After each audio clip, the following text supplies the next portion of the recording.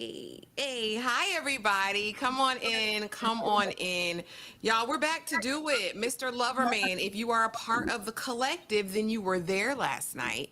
And if you're not a part of the collective, like what is you doing? Like go on up there, click the QR, take a picture of it, and come join us over there because you'll miss out if you don't. But we are back to talk Mr. Loverman, a series new to the US, but not new to the UK as it came out last year on BBC One, and we finally just got it on BritBox last week.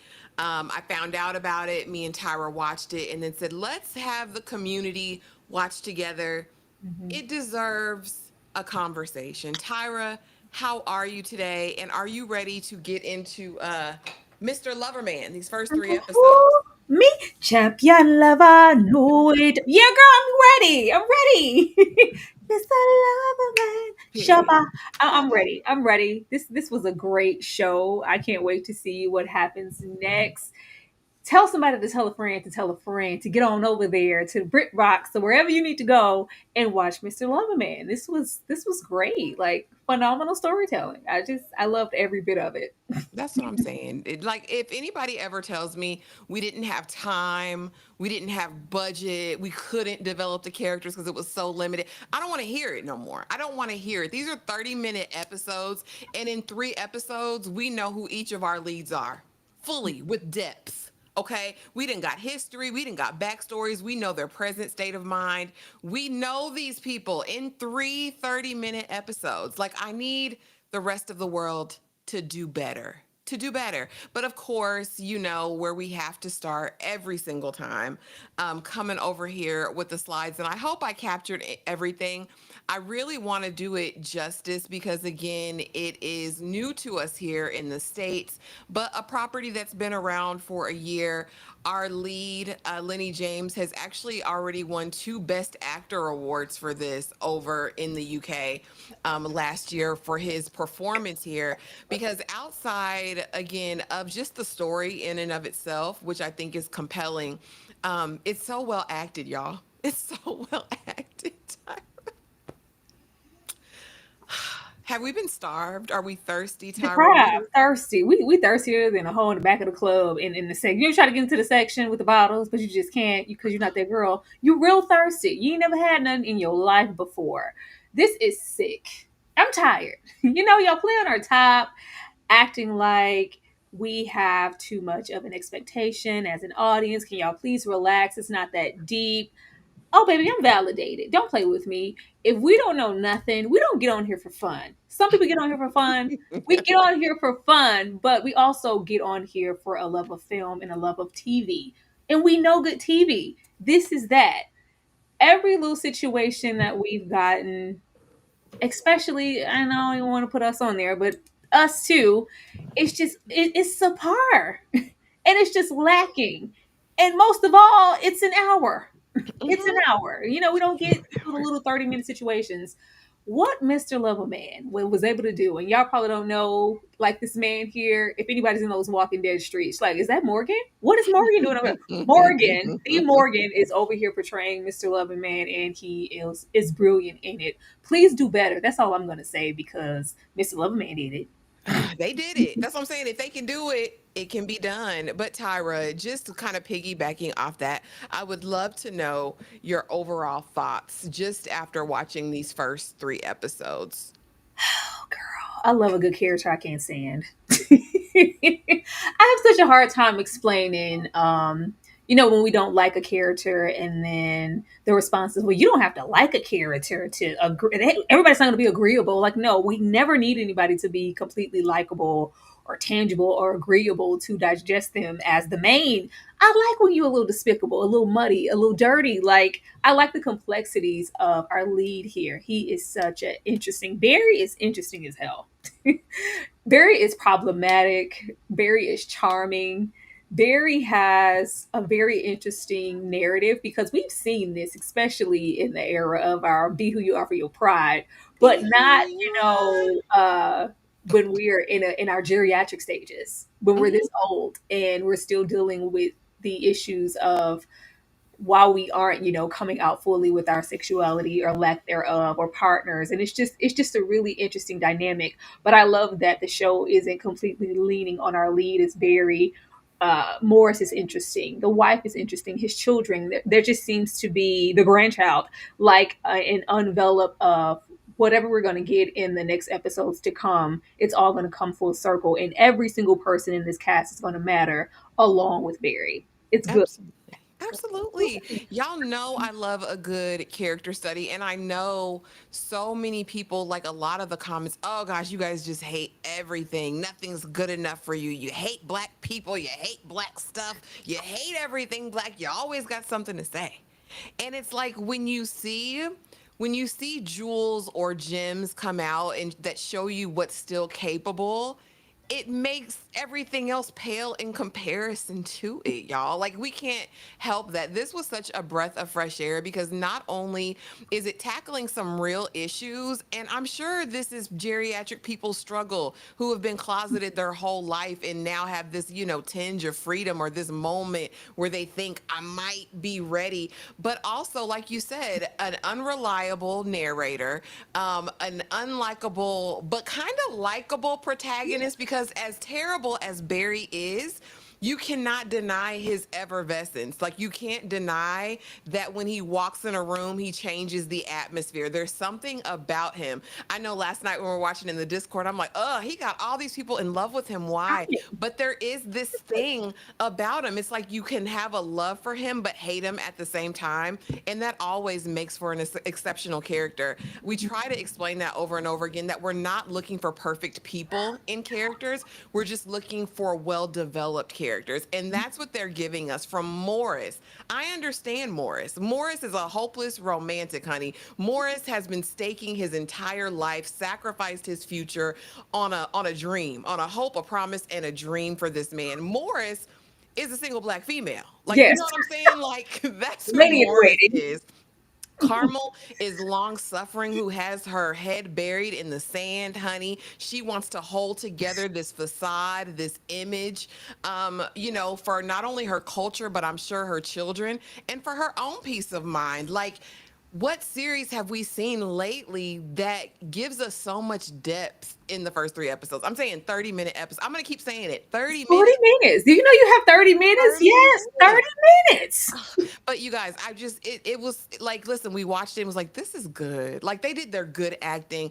They came out of their bag, and I'm just pleased we found it. And I hope if you haven't watched it, you guys check it out. But I wanted to start here first because over the past year or two, I'll give it, a lot of Jamaican English shows have come out, like, Jamaicans who have immigrated to the UK and built their lives there. We've gotten several series, and I know Tyra's not all about the TV series all the time, but I know she's seen at least one.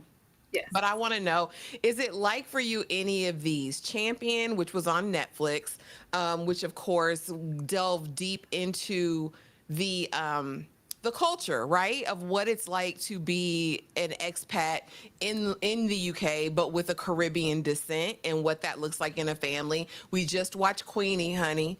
That was her story as well. I believe she's first generation. I think her parents were from Jamaica. And then we had Black Cake, which was another one. And then Three Little Birds, which came to us out of the UK as well, which is exceptional. I don't know who all has seen that. But out of these four, have you seen any of these other than Queenie? And do you see any parallels? Definitely see parallels between Three Little Birds. And of course, we discussed Queenie. Go check it out if you haven't. Loved it. I have not seen Black Cake. I heard really great things about it, and I have never seen Champion. I'll be over there in those movie streets. So for me, I would liken this show in its writing. If anybody saw Small Acts, did you see Small No, Acts? I haven't. Oh, girl. Well, it's a collection of like small short stories in a series format. It was on Prime. It's called Small Acts. I would this could definitely smooth and fit its way in there really, really great. And it's just so good. It's so good. And then I also like, because I'm not sure how authentic we're getting to try to match the heritage to who portraying these characters. But sometimes when we get into, per se, accents and what's real and what's not, and it's kind of like, baby, you from where? Why would you ever? And it's very organic. It's very authentic to the culture to me, and I like that we're not thinning the line of, oh my god, that accent is really taking me out of here. You not from across that water.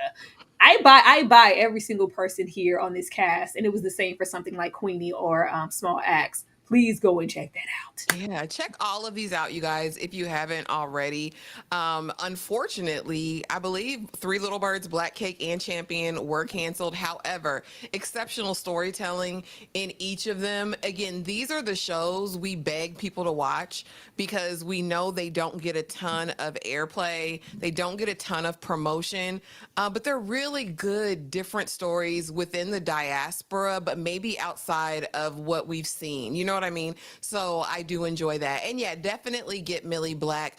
Definitely get Millie Black. I need to go back and finish that. It was only 5 episodes. What's wrong with me? So easing on down the road, of course, this is based on the book Mr. Loverman by Bernardine Evaristo, okay, and adapted for television by Nathaniel Price. Now, Nathaniel Price, his star is on the rise. He has a couple of projects, and I know he's like the in-house or resident playwright at one of the big theaters in London right now. So he's got his work cut out for him. But I caught a quick 3-minute interview on YouTube where he sits down with the author and really talked about how what the differences are between writing, of course, a screenplay versus the novel. And she really kind of gets into how she kind of had this platonic crush on her character of Barry. She's like, he's just so charismatic and moving. And it was very interesting because she talks about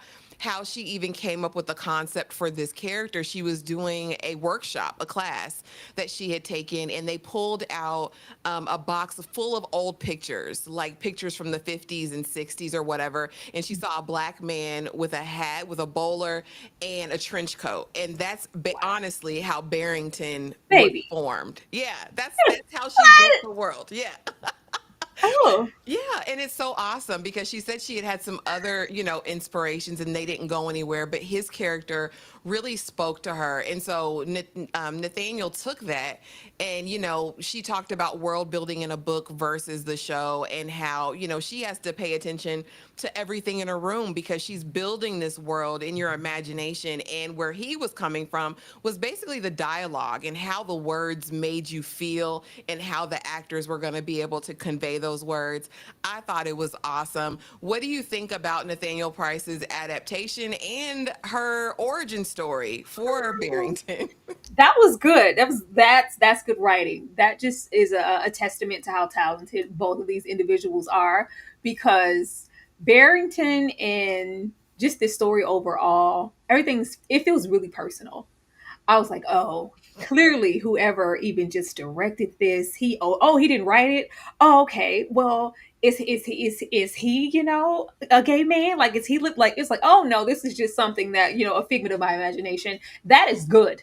That is good. This felt like, especially if you are of a certain generation, you have that uncle that's been living with his uncle. I'm living with my best friend. It's my best friend, and we gonna always say that uncle is just uncle's best friend. We're never gonna acknowledge that they're in a relationship. This felt very personal. And I just knew like she had some type of family history, like there were some stories shared, So I'm like, what? That from a bow and a feather and a hat or whatever, like that's crazy. That's crazy to me. But that's just quality writing. Mm-hmm. I don't know. We're deprived, boy. We ain't been nowhere. We ain't seen nothing in so long. That is very talent. Like that's talent. And it really feels like he did the same as far as his adaptation. But this is how it's supposed to be. Mm-hmm. You are supposed to take something and make it feel like it's your own. And you are supposed to collaborate and consort with the writer and make sure that you're doing the book justice and bring these characters to life. We just don't see it anymore. Mm-hmm. And we get so many stories where it's like, oh, I mean, this story or this show or this movie, it did the book no justice. Go read the book and you'll really like. At this point, I'm like, baby, if this is the show, what's happening in the book? Because we can't adapt everything. Like, what's happening in the book? It was just that good. I would have never thought that. That's amazing. Yeah, yeah. And she's quite prolific. I want to say this is her eighth book. And so she's been writing for a while and still has works, I believe, that are on the horizon. But so outside, and this was directed, I'm sorry, by Hong Kao is the name of the director. And I couldn't find a picture for him. But that's who directed it as well. So now, on top of the writing, on top of the source material, and of course the adaptation, now we pretty much have a stacked cast. Now, I must admit, I was ignorant to both Ariane, who plays Morris, and Sharon D. Clark, that plays Carmel. I hadn't seen them before, but when I kind of did just some little research on them, I was like, what in the world? So Ariane started out as a classically trained dancer, but outside of that, he is a BAFTA award winner. That's the big award over in the UK. He's done His Dark Materials, Mosquito Coast, Dancing on the Edge, which is a great period piece, as well as Carnival Row. And not to mention the stage and everything else. He is quite accomplished. Then you have Sharon D. Clark, who is in the stage space as far as theater. She has won 3 Tonys. She's won all of the damn theater awards in the UK. She actually originated the role of Oda Mae Brown from Ghost that we know Whoopi Goldberg plays. She was the OG. She's in Wicked. Like, she does the voice for Wicked for both movies. She'll be in the next one as well. Like, prolific. Do you hear me? Like, just out here in these streets. And of course, y'all know Lennie James, who has a resume. The Walking Dead is enough, but then also Fear Walking Dead, Robot Chicken. He does a ton of voice work. I found out he was on Invincible. And like I said, he's already won 2 leading actor awards for this role in Mr. Loverman just last year. Were you familiar with either of these other leads in the cast at all? Unfortunately, outside of Lennie James, no. I had no clue. But I find that a lot when we go across the pond and watch. Because I never want to like take anything away from our properties. But a lot of the times when I want something completely different and out of the box, I'll go over there to like a BritBox or to a Channel 4 type situation and see what they have. And it's always really great and really, really different. And then I'll see someone who's really talented in a lower independent situation, and then they're discovered, they'll blow up, and then, they're here. And it's just like, oh, they're amazing. Who knew? And then it's like, well, hell, I've been working my butt off for 20 years over there in the UK, but nice to meet y'all. I am not, but I'm really great to I'm really great to know about them, to maybe go back and backtrack to see what else they've been in, because I'm sure it's probably just as great. We just don't know about it yet. Absolutely. I think it is. And I think it's also interesting that they did decide to use queer actors and actresses as well in the storytelling, a queer story. You know what I mean? Because a lot of times you can sometimes find a mixture, but I thought it was nice just in terms of representation. Who better to tell the story? You know what I mean? But as we start out, the premise of the novel, it asks the question, what does it mean to spend a lifetime, 75 years in Barrington's case, hiding your sexuality, and what are the consequences of this deception on yourself and those that are closest to you? So as far as the premise or the overarching question of the series, does it fit? Because honestly, do you feel like Barry even accepts Barry at this point? No, no. And we learned that, in this most recent episode, he's not. It's just hard with all the progress. You see so much progress happening on a daily basis around you, especially for a certain community. But if you're not a part of it, or if you weren't there beforehand, you're not really acknowledging what stopped for someone. Like, that never happened for me. As far as I'm concerned, it's still 1961. Like, I've been in this frame of mind of hiding my sexuality for so long that this is just what it is, and it's just normal. You would think, like, baby, ain't you tired? Did you miss the revolution? But it's like, if you've been stuck in your ways, we know how sad we can be at the aspects of, baby, look, I'm 30, okay? Baby, I'm 35. Baby, I'm 40. You ain't been look. You can't teach an old dog no tricks. Baby, I'm 45. I'm like 75. Yeah, I'm kind of sad at this moment, and you can't really have the same expectations for a Barrington that you're going to have for your everyday average queer person. Absolutely. And I think it kind of begs deeper questions because if you're in a space, because the issue with me disliking Barry isn't his attraction or what his desires are. My Yeah, issue with them is he is a degenerate liar. And I selfish. honestly think he doesn't care about anyone but himself. And of course, we'll dive into it as we get into the specific episodes. But it's like, if you even liked your wife as a friend, she says, my dad is dying. Like, he's on his deathbed. He's sick. Will you please come home with me? And he's like, I'm trying to have a rendezvous with my boyfriend. Like, girl, go to hell. Get out of here. And of course, we hear his thoughts as he's interacting with all these people around him. Not only does he have this air of superiority, but when he is face to face asked and told, Barry, you're homosexual, he says, listen, I'm a Barry sexual. Sexual. Like, I transcend sexuality. There's no need for this. There's no need for that. So the idea that he's not only been hiding it for a lifetime, the way it looks now, he's going to continue to hide it. Yeah. And he's not even doing a good job of it, if we're honest about hiding it, because your wife knows, Jedidiah. But let's get over here. And I wanted to briefly talk about our mains, our lead characters, and the descriptions that they have for them. Of course, we're starting with Barrington, aka Barry Jedidiah Walker. Charismatic, sharp dressed, 70, he's actually 75-year-old Antiguan immigrant living in London. Barry has spent decades hiding his sexuality and maintaining a secret relationship with his best friend Morris while married to Carmel. He is witty, well read, deeply conflicted about embracing his truth. He also got that good coin. According to the book, he is an attorney, or I think they call it a solicitor there.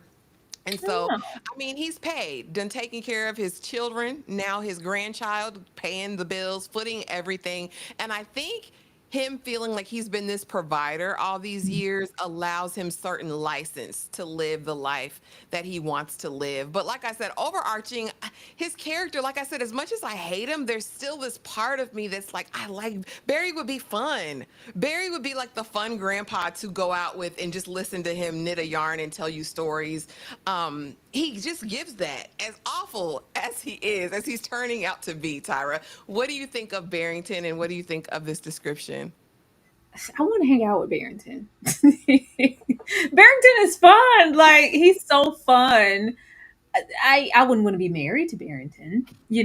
I wouldn't want to be Barrington's partner in any type of way, shape, or form.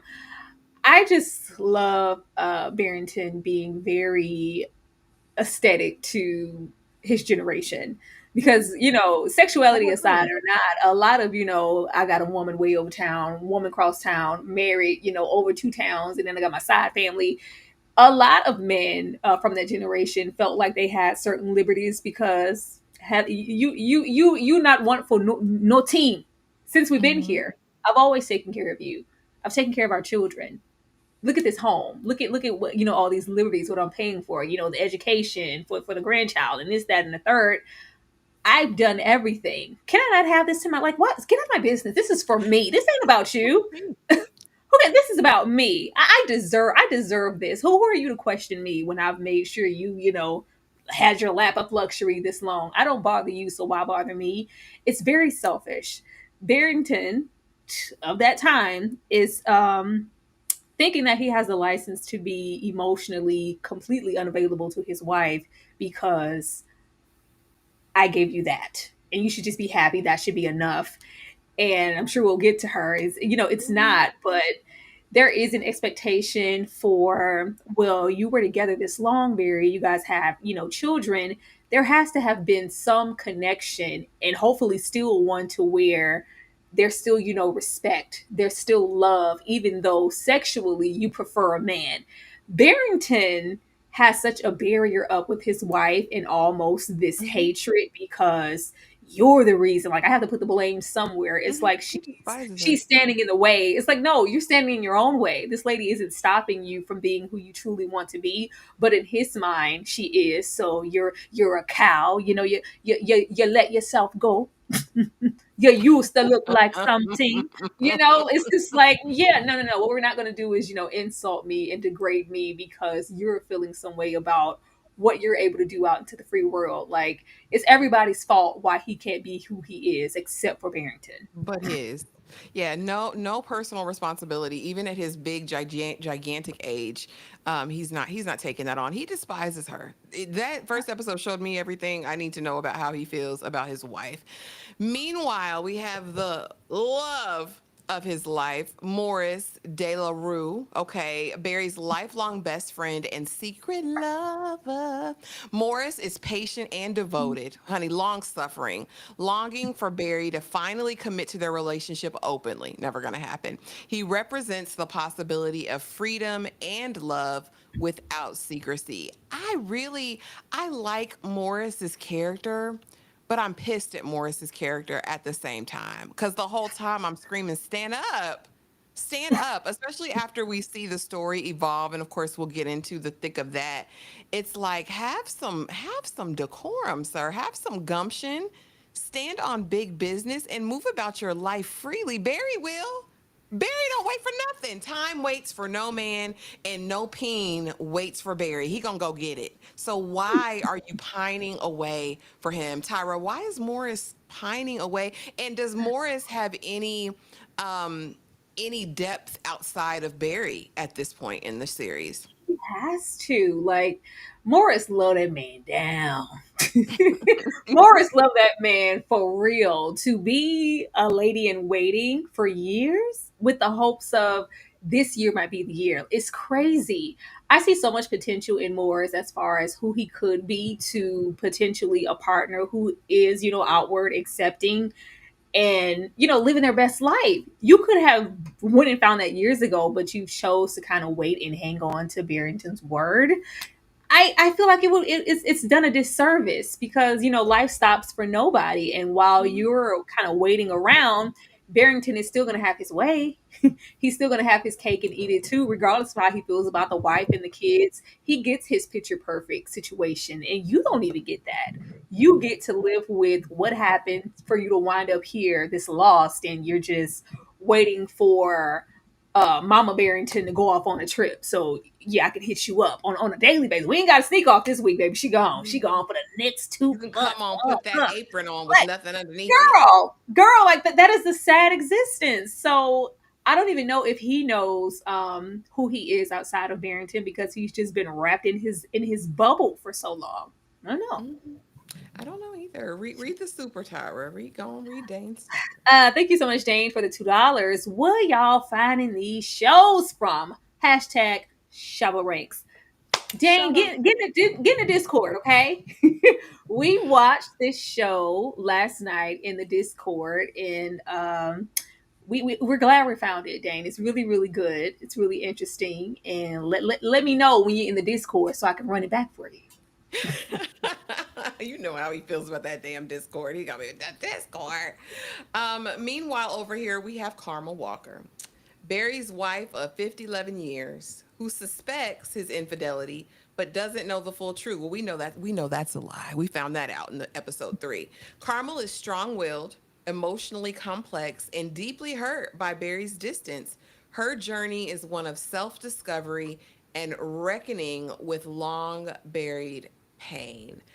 I'll say this: any woman who stays in a situation like this after the truth, after finding out the truth but denying it, has to have had some deep seated, deep rooted emotional pain, trauma, low self image, low self worth, or again, be of a certain time where women were taught to stick and stay no matter what. I know that Barry has afforded her with a certain lifestyle. I know that, she has grown children now, but I don't know if there could be any way that I could be betrayed on that level and just put on a smile or pretend and create this alternate delusion of what's going on, because she'll say he's cheating. She just won't say who he's cheating with. She'll say baggy poos, with that baggy poos woman. That's who you're cheating with, knowing all the while it's the man he's bringing into your house every day. I'm really trying to understand Carmel. I'm hoping throughout the rest of the series we'll dig deeper, because right now I'm like, come on, Auntie. How do you feel about Caramel? I Carter. mean, it says wife of 50 years, but for the first 20, 25, was Barrington a good husband? Was he, loving? Yeah, they didn't get them children from nowhere, Was he, how long before she realized, oh, sissy hates you. He hates to see her coming. Loves to see her going, hates to see her coming, like the bane of her existence. Oh God, here she comes, expecting me to be a husband. Oh God, girl, get away from me. It's hard because we don't know who he was to her before, and Mhm. what she's clearly holding on to something. And maybe he was, putting on all that charm, all of that thing, that passion he lays on to Morris, that could have been projected her. Maybe he was in the frame of mind at one point of really trying to commit and trying to pretend that, if I build this happy wife, happy life, maybe that'll suppress these sexual urges to sleep with men. Maybe he tried. Maybe it had to have been something for her to be here this long, because when we do have her made aware, they're older in age now, and I think by then she probably felt like it was too late. What do I do now? I have these children. There's such a stigma around, the sexuality and the shame and all these things, and even at that point, it was the 80s, like in the 80s, like, oh, especially in the 80s, you were gay, oh, you're gonna get the package and you're gonna die. It was, a death sentence to even think about homosexuality. So I think with all those factors and their background, the heritage, the Caribbean scene, and what it means to even be gay in that space, it was just too much. And now it's like, wake up, go to sleep, wake up, go to sleep. 50 years have gone by and you're laying next to somebody who hates you. I think it's just really sad. I think it's sad. Anyone with some common sense would have wanted Carmel to get that info on the phone and pack her raggedy duffel bag and leave, because I'm not going to be here for this. But Well, she chose to stay. yeah, and here's the thing. Like, I really like that we get to see right beside it another version of events, right? Because at this time, and I think it's probably late 80s, early 90s is what I read, where we're at when the happening happens. Mhm. And it's like we have Barry and Morris kind of at the same level in life. Like, Morris alludes to this idea that, once I did have it all. I wasn't wanting for money. Like, I had the family, I had the wife, I had the two kiddos, the two boys. And it was very interesting to see how his wife reacted versus how Caramel reacted. And I sometimes wonder or thought about it, just kind of over the past day, was it because of the rawness? And of course, we'll get into that. But was it because Morris's wife actually saw her husband get bent, and Caramel just heard a story? Like, I don't know. Both would have been justification enough for me that you don't love me. You're lying to me. Like, I don't know. I think with any woman who has, found themselves in that predicament, I think it's, you can swallow a woman. You're cheating, and then when it's another man, then you really deal with those inner demons of, why wasn't I enough in a man? Like, instead of me, your wife of however many years and two kids, like, what's wrong with me? I think she probably thought she could fix Barrington.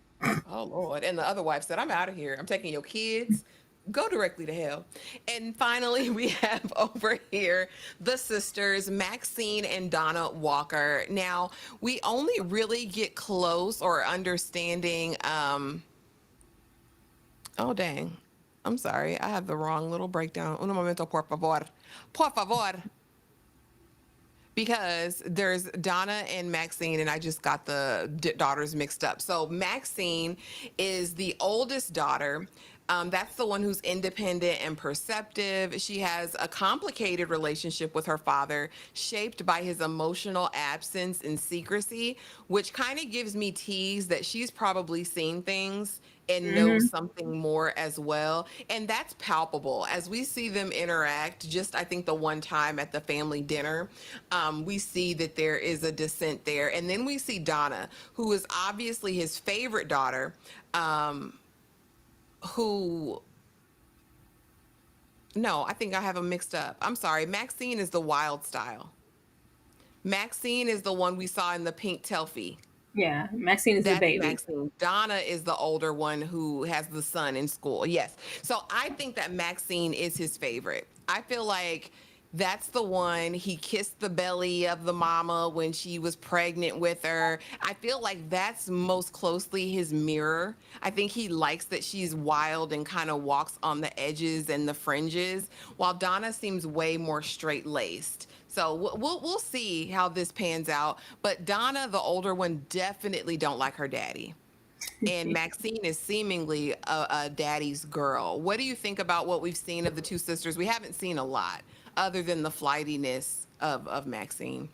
I think the older sister definitely knows something. I think she's seen, if she hasn't directly seen anything, she's definitely had moments of seeing her mother suffer, seeing her be long and waiting, crying. Maybe, they've had a talk about something. She definitely has that wall up with her dad. Like, yeah, you sit down. it's I also feel like he probably was really, with her being the first, deep in those trenches of probably being outside having his way by then. Hmm. And it's like, well, with that relationship being broken, I don't want to make the same mistake with a baby. So it's nothing that I'm not going to do or dote on her or give her what she wants, or matter of fact, really bring her into this lifestyle. Sure, baby, we can go step out together. Like, yeah, your mom ain't looking, have a little have a little, little swig of that rum. It's, it's hey, smoke this. It's very that, just to kind of have that relationship. So now it kind of feels split down the middle, where the oldest daughter is over there with her mom and Maxine is, daddy's girl. I think it's something that, of course, we haven't seen just yet, and I really look forward to it because Donna said, "Get out of my face. I know how Get you out of treat my my mama." face. Looked at him up and down, wouldn't even shake the man, then wouldn't give him a hug, wouldn't spit on him if he was on fire. But when we get into episode 1, this is where it all begins, and it's entitled The Secret Life of Barry Walker. And of course, we're introduced to Barrington, his charm, his wit, his carefully constructed life. And then, of course, we see they wasted no time. They wasted no time in getting to the point. I don't even think we get 10 minutes into the episode and we see exactly what's going on with Mr. Barry and his extracurricular activities. We see Morris and Barrington, and immediately we're kind of pushed. When you sometimes think of DL men, we kind of think of just hypersexualized out here doing it with any and everybody they can get a little piece of dingling from. They present Morris in a way of like, this is my lifetime friend. This is the person I want to see when I wake up in the morning, and the last person I want to see at night before I go to bed, which I think is a really interesting way to present the story. Again, their relationship, the depth of decades, long love, and the tension of secrecy. If it's love, I think Morris loves Barrington. I think Barrington loves Barrington. I don't think I think I think Morris is safe. I think Mm-hmm. Morris is comfortable. He's like, I know if I'm with him, I won't get anything. But I think if Barry had his way, he would be slinging dingaling all across the UK, all across Miami. These naked beaches he wants to be on, that's where I feel like a 75-year-old Barrington would be. And then, of course, we go back to some flashbacks, even in that first episode on the island, and maybe one of his first encounters and getting caught. Mm-hmm. Episode 1, what did you think of it, and what did you think of how they laid it all out for us? Girl, it was 30 minutes. It was 30 30 minutes. minutes. Okay. It was 30 minutes, and we got everything that we needed. I like the subtleties, even though you say like first 10 minutes, it was subtle for me. Like they kind of unfolded where it's like, oh, like old Mars asked me about my day, like asked me like, oh, and he's like the little shoulder nudges, or them like yeah, they're waking up like it's almost to where you can like, oh, okay, best friends, and it's just like, oh, baby, that shoulder rub, that ain't, oh, We linger. okay. We linger. Lingering, we're lingering, like, baby, it's gonna be okay. It's very much that. And it's just like, oh, I gotta go up in here with, what I don't know what he called her, like the, not the beast, or the like, oh god, here we go, I gotta go over here and deal with her, with me, trying to be out having my best life with my man. Like, girl, I had a good night, I gotta come home to this. Like, Barrington is extremely selfish. Mhm. He's so selfish, and he feels like, and they gave him every right to, because nobody's held him accountable for anything. Mm-mm. You've been here this long, why switch it up now? You've been in secret, Morris, this long. We've been why switch it up now? Why? Wifey, and we get confirmation later. You've known for quite some. Why is everybody? Why y'all being weird to me? Mhm. Why y'all being weird to me? I've had my way for 75 years. Darrington is really interesting in that way because we've only seen so much in the flashbacks, even with the first love situation. I think his secrecy is not just the times, but some trauma happened. And it just feels Mhm. like, why would I ever want to come out if this is how the world is going to treat me? I think once we see what that is, that will give Barrington more levity. But just as face value, you can't look at him with a straight face in the way that he talks to his wife. Like, Mm-mm. you would swear he never liked this lady. Like, like you had to have something. It's just like, the sooner you leave, the quicker I can get to my man, the quicker I can get to having my way, having my time. We don't have to meet and go to a room and this, that, and a third. And he's also doing a disservice to the both of them. Like, if Morris, him waiting around to be like the fix. I can't just be 100% mad at Morris because they allowed him this. What are we supposed to do if you let me do this for 50 years? I don't know. I'm still mad at him. I'm still mad at Barry. 'Cause Barry, you're 75 years old. I expect more, just as a human being. But Dominique, we sent out an alert. We were in the Discord. We watched this together, so you don't have to have it because we have it over in the Discord, so everybody You. can watch.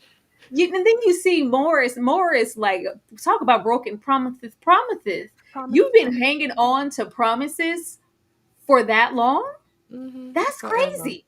That's It's crazy. hell. Like, nobody, it just, it goes into the culture and the age. Nobody wanted more for themselves or thought enough to go, this isn't servicing me. I'm going to go out on a limb and walk away from Barrington, whether it was the wife or the side chick at this point.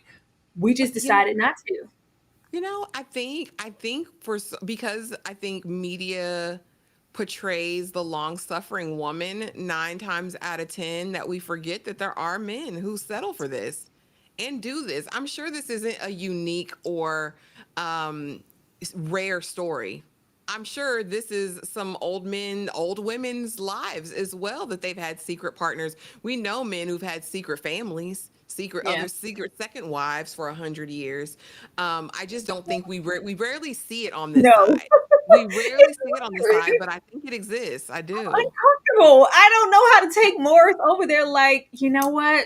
He told Baby, me this is okay. gonna be the year he's gonna leave that wife. Mm-hmm. Mm-hmm. Mm-hmm. But even Like, well, here baby, you've been waiting in 10 this years.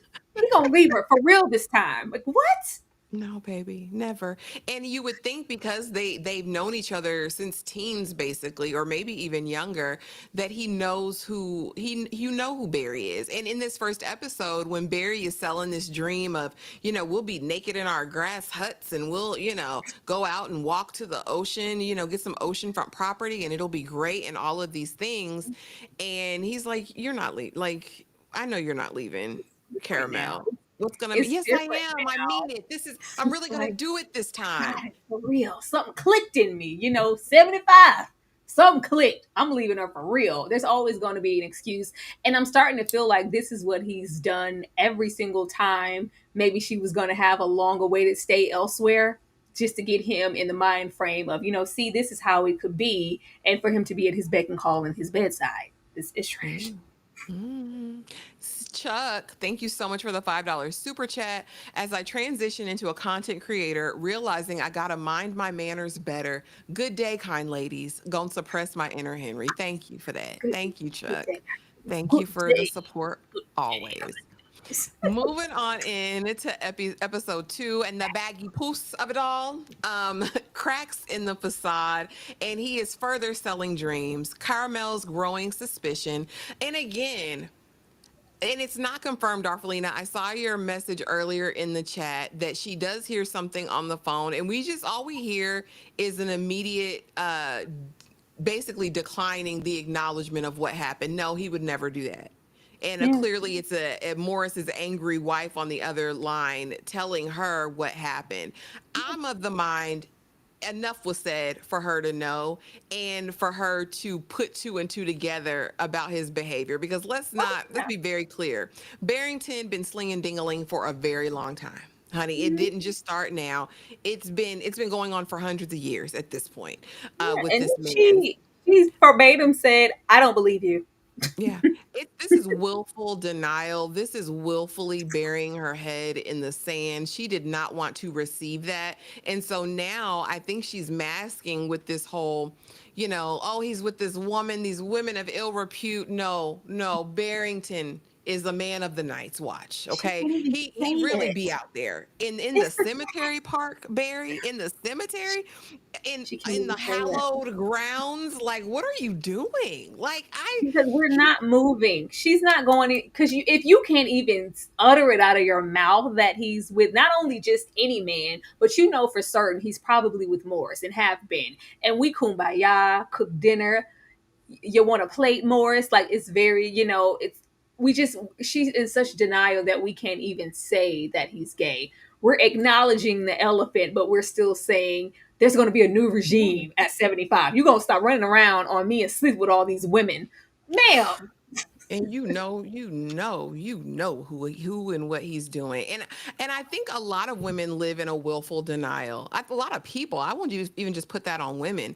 A lot of people just refuse to believe things they don't want to believe. Like, I don't know if you've ever had a friend that you've had to tell an uncomfortable truth to, and some people just are not willing to receive whatever that truth is, whether it's about another friend of theirs, their man especially, or even their children. Some people just cannot receive hard truths about the people that they love and care about. But in this episode, of course, Caramel is raging. She got the church ladies over to the house, honey. We have kind of this idea, this innuendo that potentially the grandson is gay. There's a couple of little clues, but we don't know what that's going to look like yet. But there is an event that happens at the dinner table, Tyra, with the church ladies, and basically saying, well, what if your grandson Daniel is, a batty boy or whatever they said, and you have to beat it out of him. You have to do this. You don't want a son like that. You don't want a grandson like that. And I'm like, what the hell are you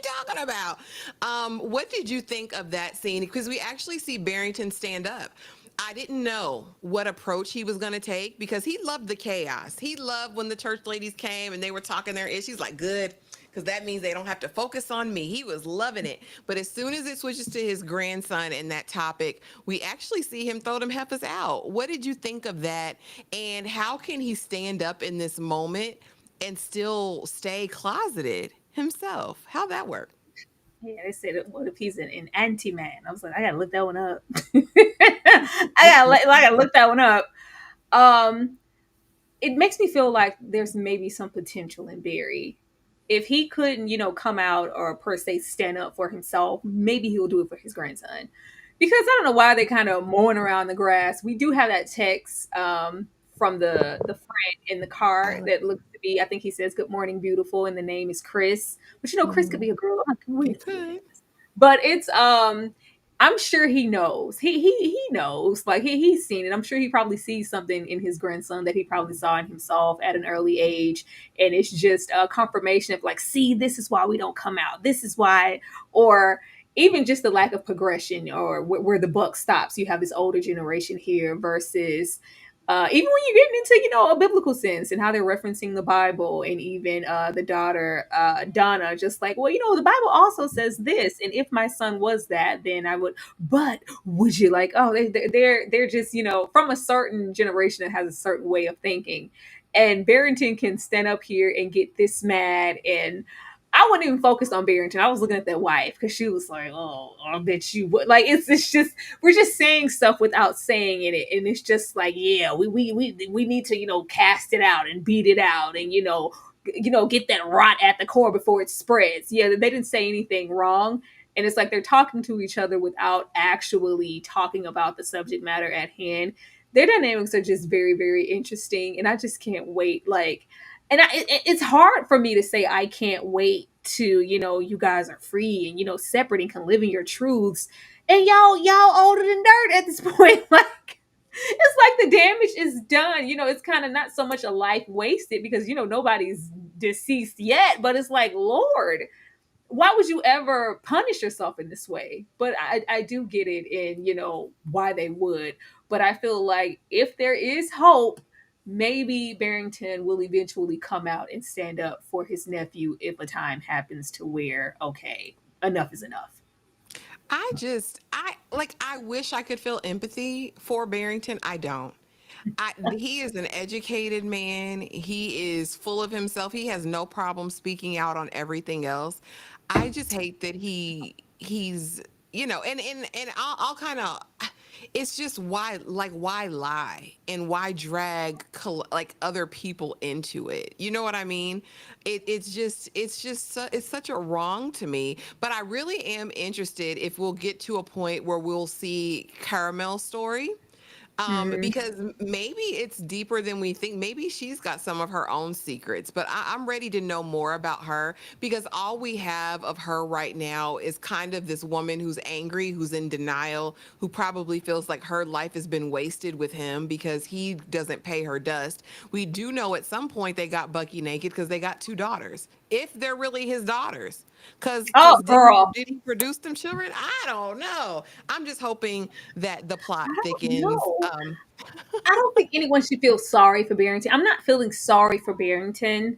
I'm just not as kind of fed or with the situation. Like, if you all know, you couldn't tell me before, the last episode. I was like, oh, she does not know. Lord, later this late after all this time, she don't, to find out that she knows, and you still stuck around. Like, I don't know what to do with that.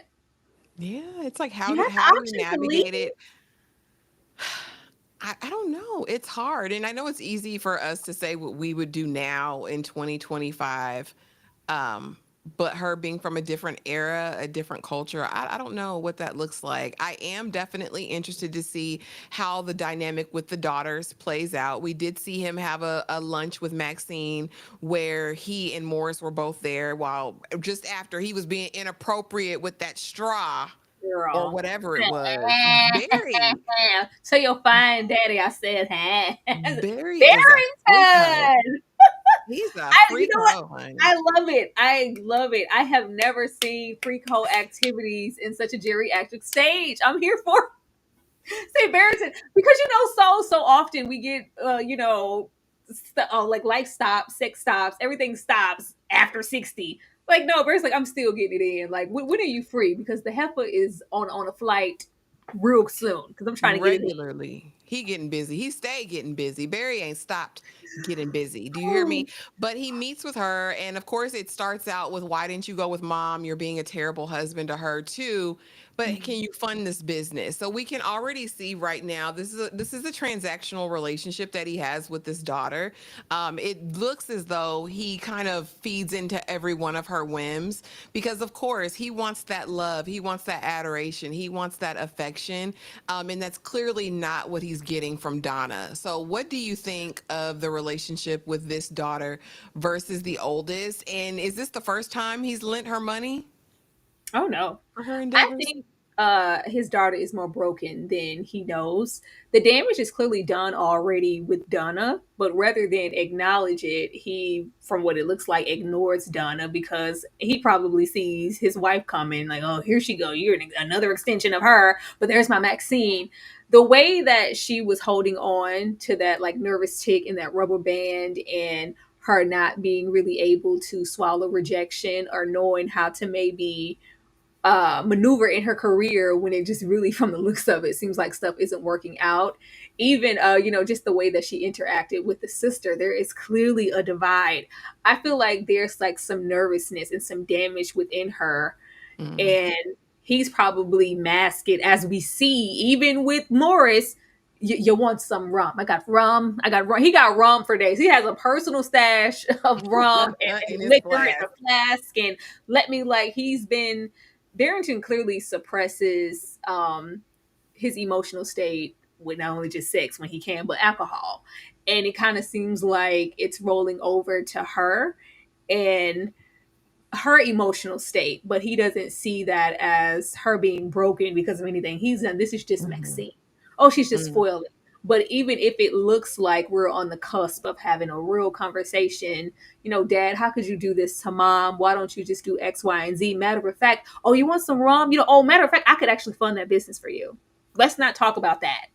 I can Mhm. support you. I can do that. And I'm still, putting a band aid on the situation while being your best dad ever, because who's gonna fund your little trash ass fashions but me? Because he called him trash real quick in the bathroom, and it's just that, and it's just like, oh, all is forgotten. You, the broken marriage, how Mom is feeling, and this is the last of it, and he doesn't love me. I don't care about that. You're gonna fund my life. And then of course we roll into that third episode, and they've made a night of it, the drinking, the partying, and you can see that this is probably what they do all the time. But Barrington is using this to suppress his lacking of accountability as a dad, and of course all his damn secrecy. Yeah. And you guys have to drop it in the chat because I see you in the comments, Saul 10. You don't have to feel sorry for him, but you can understand his reasoning. And I still don't understand his reasoning. He is very educated and he seems not bound by the cultural norms. At least with these ladies at the table, he ain't have no problem putting them out. But I want to know from anyone who is of Caribbean descent, culturally, is it common for a man to have such a close male friend that's there all the time? Because I will say that that was the interesting thing for me in all of the family dealings that Barry has had that we've seen, like the, events or even the alone time. Morris is always there and no one really gives it a second glance. Even the daughter, like, I thought this was one on one, but hey, Uncle Morris, like, always there. Is that commonplace, or would this be something that would stand out? Because I'm like, Morris, why, like, no one, I we think just they're cool with. covered even more than they would have been before because it's old age. They're probably both, retired. And it's just like you have all this idle time. He's always, at the bar with Morris, watching the game with Morris, catching up, nightlife with Morris. This is, something that they've done for years, especially from, outsiders, not these wives, because clearly we know what's going on. But I feel like it's par for the course because of their age. What else would they be doing? You're 75. Yeah. Now, yeah, and it's not, well, I do judge Barry. I judge Barry for his duplicity and the lies. And I think that's fair. I don't judge him because of who he is. I think the way that he's navigating it and the collateral damage is what bothers me, because it didn't have to be this way, which we get to in episode 3, because we get a backstory of everything. You have Morris over here who is basically, they're caught in the act, bumping peen tips up against the wall. His Morris's wife comes in and sees him getting bent, and she spazzes out, starts beating him, and immediately it's over for Morris. Like, wife's gone, kid's gone. Don't take my kid. Like, he pulled out his good acting. When I tell you, Mhm. Morris had me like, damn, Morris, like, damn, Damn, you homie. can't be In doing it high in the school, you was the house. man. But he's completely outed, life upended. He goes to Barry. That's why I'm judging him. Hell yeah, I'm judging him because he goes to Barry and he's like, Barry, I got to go through this divorce now. I'm broken. She's taking my kids. Can you just wait for me until the divorce is final? Do you know what do you know what Barry did the next minute? He was at the park tapping his fingers, his toes, tap dancing, looking for some booty meat. That's what he was doing, not waiting for this man that he supposedly loved since childhood. This ain't even just about his wife. Barry is a trash individual to everybody that he comes in contact with, in my opinion. I think it's trash. You couldn't even be for this man. You half the reason he didn't got outed. So he's ruined. And this was Barry's perfect time to go ahead and be honest about everything too. Like, yeah, at least I have this person to go through it with. But Barry's issue is he's only concerned about his own appetites, in my opinion. That's what I got out of episode 3, Tyra. What about you? Barrington is so scared of public scrutiny and others. He's constantly looking over his shoulder. And we see that consistent thread through whatever decade or flashback or current day. Whatever's being said, Barrington's looking over his shoulder. Just don't be too loud. He's he's so scared of just anybody having and not just family. Like, he's like, oh, they think they know me. I'm the man on the street. I'm a pillar in this community. They love me. I'm always, good old Barrington, good old sturdy, whatever.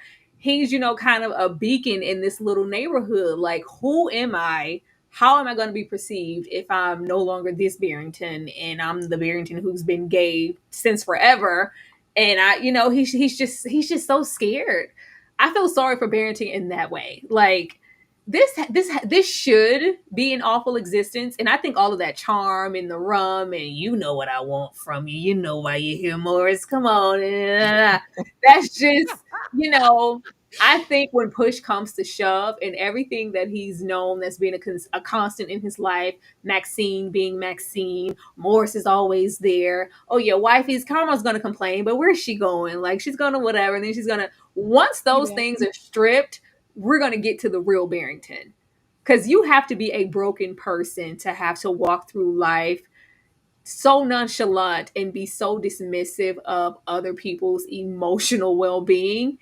If anything, regardless of, Carmel, you would think that he would hold Morris to something enough. I feel like he owed him something. No. He just wants him to be content. I'm going to tell you what you want to hear. These good old broken promises, Miami, the beach, the nakedness. And yeah, I want that. He like blatantly lies. Like, but you just told me last episode, well, no, that's not a marriage. I was just thinking, ain't nobody we don't got to come out. We can just get a duplex. I can leave Carmel and we can get a duplex and you live on your side. It's like, no, I don't want that. Even, in the way that Morris wants marriage. Mm-hmm. even at this age, I want my name dropped. I want to be married. It's just like, what? No, what? If that's such a public display. Why do we need? And the fact that this man, 75 years old, said that I'm a bisexual. You can't even say that you're a homosexual. Yeah. You can't even say that you're a homosexual, man. You're 75. Like, this is tragic. Like, and Barrington wants everything in return, and he wants to give nothing. Just like when he told, I guess when Morris came from Antigua before him, say, you were just supposed to wait for me, not marry the first. And it's like, I didn't have a choice. I had to, and we don't know exactly how that unfolded. That choice was, yeah. But even in that moment of everything, I love how, first of all, he just ran out. You just left. Barrington grabbed them clothes. I gotta get out of here. He heard it. And I love how effeminate and kind of this quiet masculine energy that Morris carries. So when you see him in there with that wife, even, the state that they're in, you will be mad as hell. We're like, oh, Morris. Like, girl, just don't hit him in the face, ma'am. Like, oh. And when he's like, don't take my children, it's just, you see him in this broken state, and it's still like, well, I got to get my fix from somewhere. Let me go on in the back of the park. And we're, beat up for it.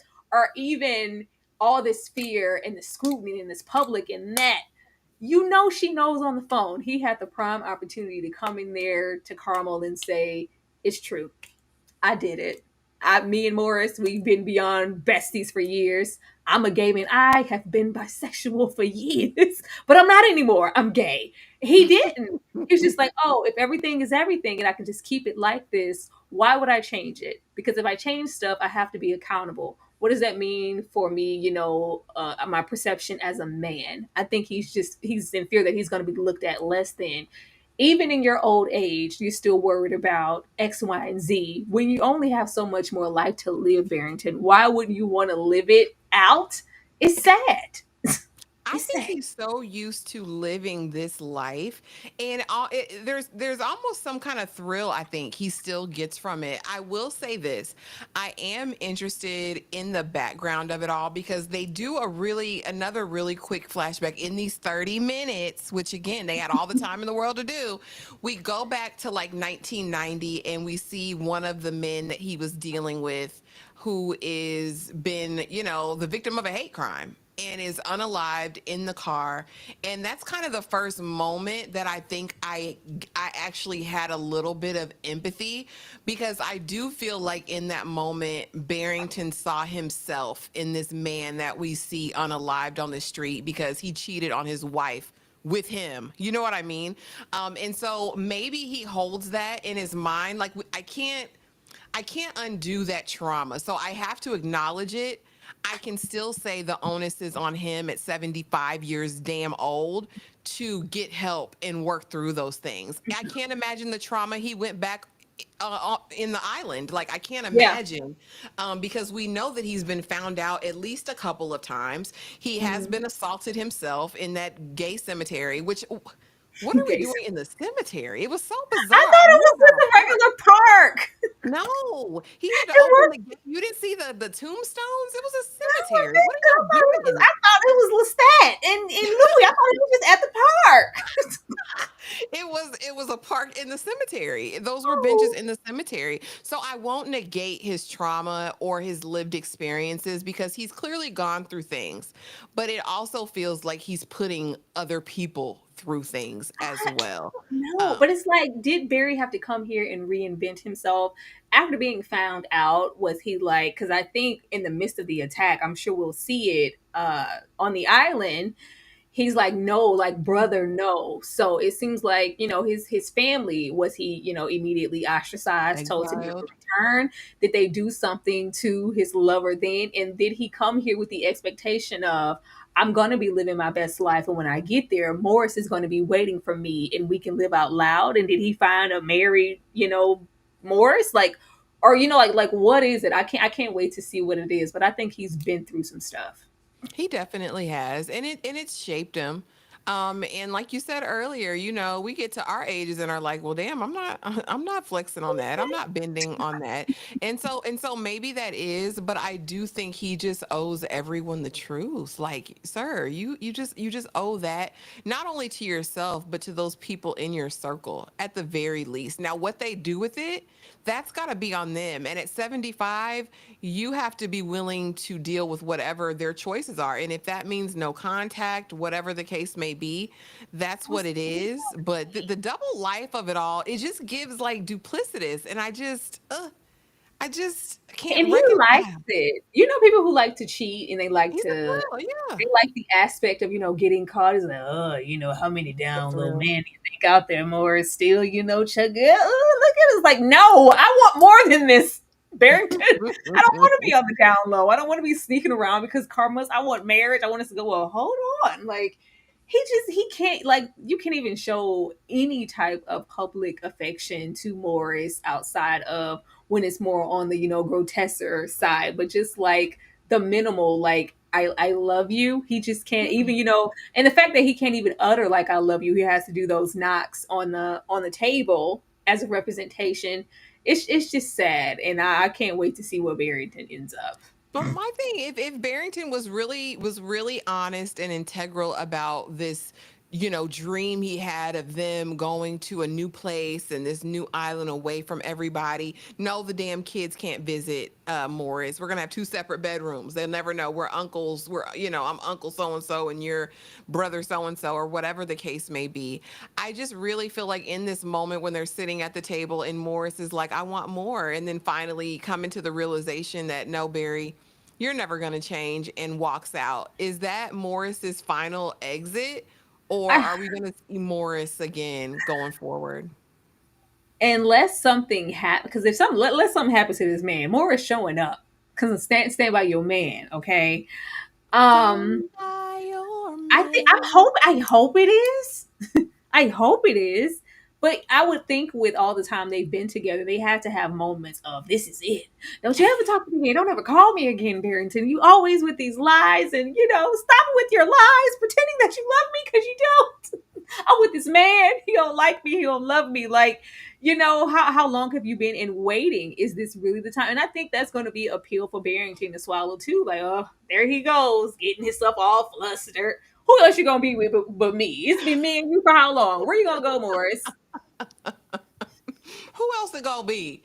Salton, what is impressive is being 75 and this horny. That what is in this man? Listen, libido never ending. He said, "You like how I did it? Tell me, I'm gonna do it how you like it. You like it from the back. You like it from the front. I'm gonna get you Do how you you." like I always do you? Like, oh my god! And I love that. I love that. I think everybody went into this show with an expectation of, okay, how far are they going to go? They're probably going to, it's like, no, you're going to get this little scene. You're going to get this back. Okay. You're going to You gonna get the suit it get up. this You gay gonna have love. it. I was like, Mhm. oh, okay. I didn't expect y'all to go there. And like, they could have been modest. Like, it's like, we're going to keep the camera right here, just Mm-mm. insinuate we know what's happening. But no, you're going to get these cheeks. We Yeah, need you y'all got to the see the backside in incision. motion. Yeah. But y'all, that was kind of in a nutshell the first 3 episodes. We just like the show, so we're probably going to be back no matter what next week. But Tyra, any more thoughts, any predictions for the rest of the season before we get out of here today? I just hope, I think something has to be the catalyst for change. And a lot of the times it's something tragic. I don't know why I feel like something's going to happen to that grandson. I feel like something's going to happen to that grandson because I was hoping that it'll be like the grandson coming in and maybe catching them and like, oh, you too, grandpa? Like, oh, we have something in common, but we haven't gotten that yet. And how we kind of had him kind of skipping school and he's with the boys. Maybe one of them, were the prospects to be who was texting him on the phone. Who knows? Mhm. But if there is a bashing situation where he's hurt, Oh, God. maybe, I don't want that. But maybe that'll be something that's just like, okay, I got to stand up if it's that. I don't know. That's what I see. And then of course we have to deal with all this time, Dad. Why did you lie? So Uncle Morris all this time was Big Daddy Morris, and we never knew. Like, and all of that, and maybe hopefully them gradually just separating and Carmel going on to whatever services her at this point. Because I can't say live your best life. I just can't utter that at 75. I mean, but what if Caramel had a girlfriend this whole time? It would be Man, very, very interesting if they were both kind of each other's, whatever, at a certain point. I'm very interested in her backstory. I hope we get more of that. What would be very interesting to me is if he never comes out. Like if we go all 8 episodes and he continues to stay in the closet, like that would be very, very interesting to me, because I do believe that that's some people's stories, the way they telling it, because I think Saul, Greta, excuse me, they have seen this all the way through and they said it's mm. nothing that we expect. So I'm kind of on if edge. Like if what's he going to doesn't, and he's just kind of a man left alone to his own vices and everybody just decides to walk away. And I love that. Do what I don't expect. Come on now, do that. I like that. I don't want to know what's happening, but it would be interesting to see, if as long as Morris go find him a man, go Carmel, go find your because she Carmel just kind of seems beyond that. Carmel would be satisfied if Barrington just kept doing what he was doing, but as long as you show me respect, show Mhm. me some, course of some type of affection, even if it's not sexually. Show me that I'm valued. Come to church with me, every once in a while, and don't put out my friends. She wouldn't care. She would let him go on and be this dynamic until, they side by side in somebody's grave. But like, are you gonna want more, even if you're just choosing yourself? If you want to just choose yourself, girl, go out and do that. Yeah. I'm really wondering if he in some way saved her. That would be the only, like, in their younger days, like, did he save her from a life of ill repute or something? Like, it's got to be something deeper than I think even of a love. I can't imagine that. So I'm very curious. I'm very, very curious about what their true origin story Mm-mm. is. With how selfish Barrington is, especially I love his little inner monologue. Barrington gives me, he zeroed in on someone like, who? Yeah, there's someone who's not going to ask me any questions. Maybe she was a little dowdy, maybe not so sure of herself, beauty wise, or, you know, down on herself in some way. And it's like, here, I'm going to come and like, I need someone who's kind of middle of the road because I don't want anyone to have too many expectations. I need, a certain kind of woman to maintain this lifestyle and still do what I want to do. I think she was that. I think he found the perfect beard without her knowing that she was an actual She was a beard. beard. Oh wow. Yeah. But you guys, that was the first 3 episodes. We'll be back weekly. So this is airing weekly on Prime via BritBox. And so we're just watching it up to the episodes that have been released. I honestly think they dropped episode 4 last night as well.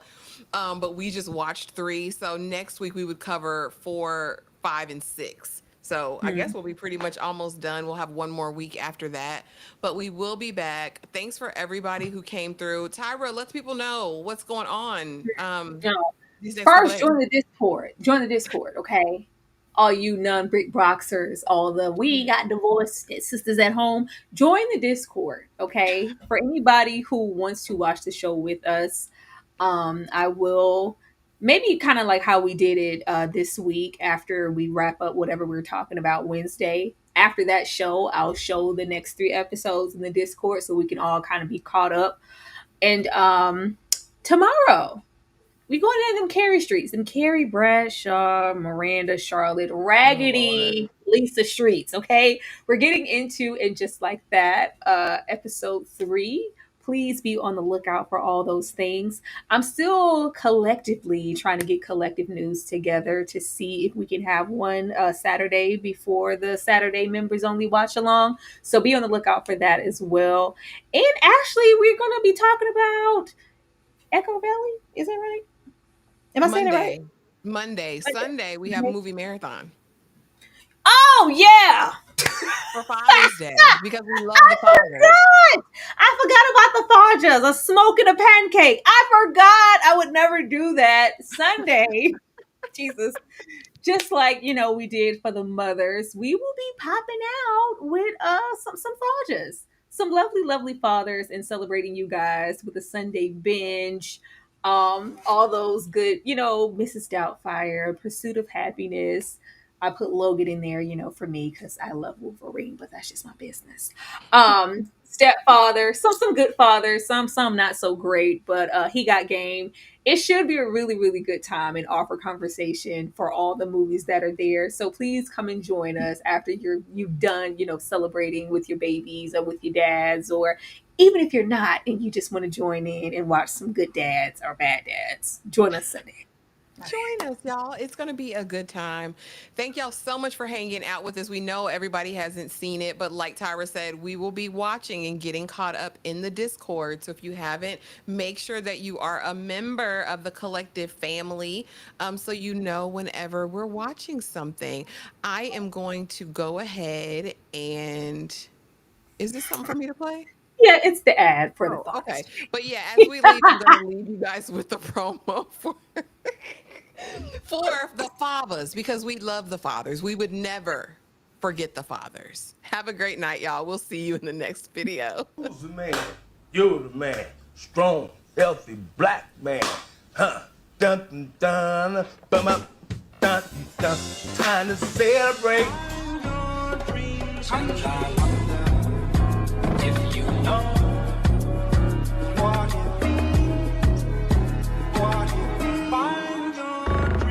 Sometimes